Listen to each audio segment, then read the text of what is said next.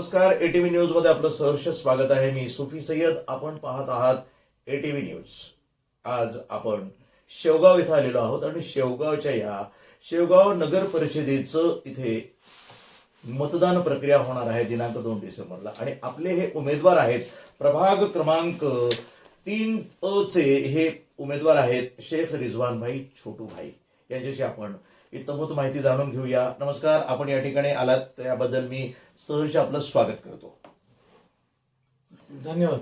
तर आपण या ठिकाणी उमेदवार म्हणून आहात आणि उमेदवार म्हणून तुम्ही आतापर्यंतचं जे काही सामाजिक कार्य, सांस्कृतिक कार्य, जे काही कार्य केलं असेल समाजाप्रती, त्याच्याबद्दलची आमच्या मतदारांना थोडक्यात माहिती द्या ना. नमस्कार. सर्वप्रथम मी ETV न्यूजचं आभार मानतो का त्यांनी मला या न्यूज चॅनलवर मुलाखतीसाठी बोलवलं. तर तुमच्या संबंधित सगळे पत्रकारांचं मी आभार मानतो. मी रिजवान शेख गेल्या 20 वर्षापासून सामाजिक कार्यात आहे. काम करीत असताना पाठीवर कोणताही पद नाही,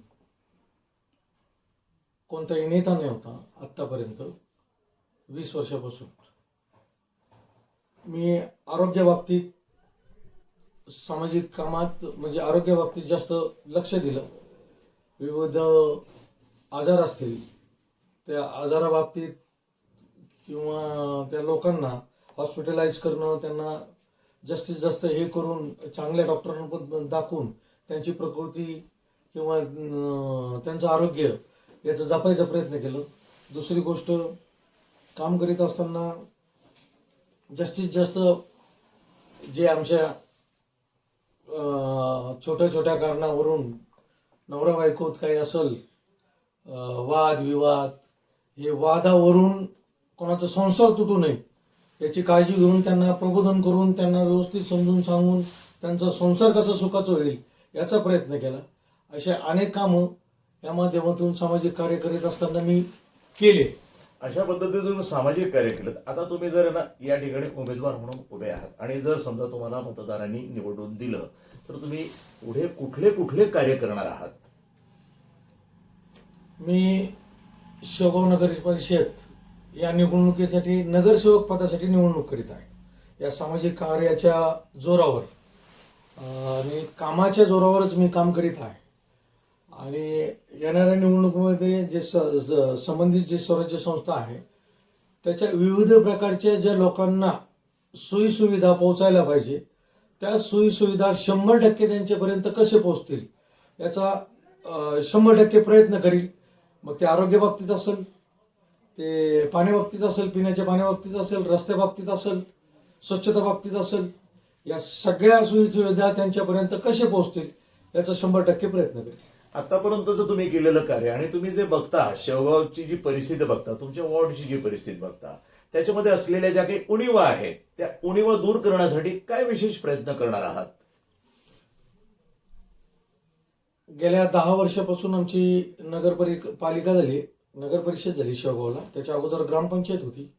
पण ग्रामपंचायतमध्ये जी गावाची परिस्थिती होती तीच परिस्थिती आजही नगर परिषद येऊन सुद्धा तीच परिस्थिती आहे.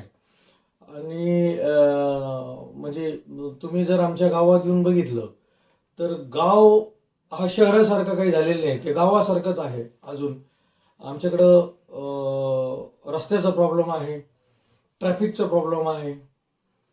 रस्ते व्यवस्थित नसल्यामुळं बऱ्याचशा जागेवर छोटे छोटे ॲक्सिडेंट होऊन जखमा किंवा दगावण्याची शक्यता. हो, आणि अपघाताची जास्त शक्यता आहे. काही मागच्या 1 वर्ष 1.5 वर्षात पाहिलं तर शहरात या अपघातापोटी काही लोकांचा जीव गेलेला आहे. हे खूप गंभीर बाब आहे. म्हणजे सगळ्यात महत्वाची बाब म्हणजे रस्त्याची जी दुर्दशा आहे त्याचं निराकरण करण्याचा तुम्ही प्रयत्न करणार आहात. 100% त्याचा तो प्रयत्न करणार आहे. प्रभागामध्ये रस्ते, आमच्या शहरामध्ये गार्डन नाही, अग्निशमन नाही, आरोग्याची कोणतीही व्यवस्था नाही, शैक्षणिक बाबतीत सुद्धा नगरपालिकेचा आजही कोणती सुविधा नाही गेल्या 10 वर्षापासून. तर या सगळ्या गोष्टीचं निराकरण करण्याचा तुम्ही कसोशीनं प्रयत्न करणार आहात. लोकांनी माझ्यावर विश्वास टाकून मला या निवडणुकीमध्ये निवडून दिल्यानंतर 100% या सगळ्या गोष्टींसाठी मी कटिबद्ध राहील. जनतेला काय आवाहन करणार तुम्ही? जनतेला माझं या निवडणुकीसंदर्भात एवढंच आव्हान राहील का जो कार्यकर्ता तुमच्यापर्यंत या सगळ्या सोयीसुविधा पोहोचू शकतो अशा सर्व कार्यकर्त्यांना, रस्त्यावरच्या कार्यकर्त्यांना कोणत्याही भूल थापायला बळी न पडता अशा सामाजिक कार्य करणारे आणि संबंधित संस्थेतून तुमच्यापर्यंत त्याची योजना कशी येईल या संदर्भात जो प्रयत्न करेल अशा सर्व कार्यकर्त्यांना तुम्ही निवडून द्यावा. तसेच येणाऱ्या निवडणूक म्हणजे 2 तारखेला मतदान होणार आहे मंगळवारी. त्या मतदानाचा टायमिंग सकाळी 7:30 वाजते. सकाळी 7:30 वाजल्यापासून संध्याकाळी 5:30 वाजेपर्यंत राहणार आहे. तसंच सर्व मतदारांना मी या निमित्ताने परत एकदा आवाहन करेल का मतदान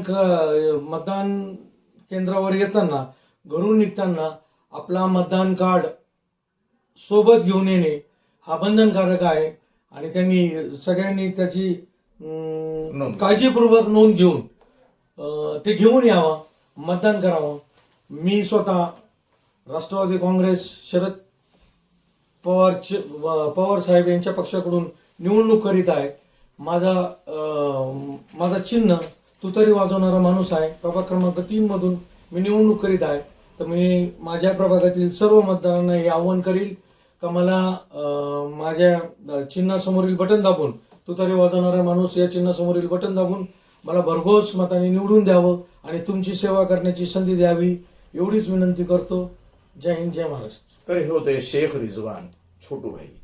हे उमेदवार आहेत प्रभाग क्रमांक 3 आणि ते या ठिकाणी आपलं नशीब आजमावत आहेत. त्यांची निशाणी आहे तुतारी वाजवणारा माणूस आणि हे शरदचंद्र पवार गटाचे उमेदवार आहेत. त्यांनी या ठिकाणी ही छोटेखानी मुलाखत आपणासमोर व्यक्त केलेली, आपल्या भावना व्यक्त केलेल्या आहेत. येत्या 2 डिसेंबरला सकाळी 7:30 ते संध्याकाळी 5:30 वाजेपर्यंत मतदानाची वेळ आहे आणि येताना प्रत्येकानं ओळखपत्र आणणं आवश्यक आहे. त्याने आवाहनही केलेलं आहे. तर तुम्ही या ठिकाणी उमेदवार आहात आणि आपलं नशीब आजमावत आहात. मी तुमच्यासाठी ईश्वर चरणी प्रार्थना करतो की तुमची या ठिकाणी भरभराट हो आणि तुम्ही विजयश्री खेचून आणावी, अशा पद्धतीनं तुमचं यश प्राप्त हो. तुम्ही ही मुलाखत दिली ATV साठी म्हणून मी आपले मनपूर्वक आभार व्यक्त करतो. धन्यवाद, नमस्कार. आणि हो, स्वतःची काळजी घ्या आणि इतरांची सुद्धा. धन्यवाद.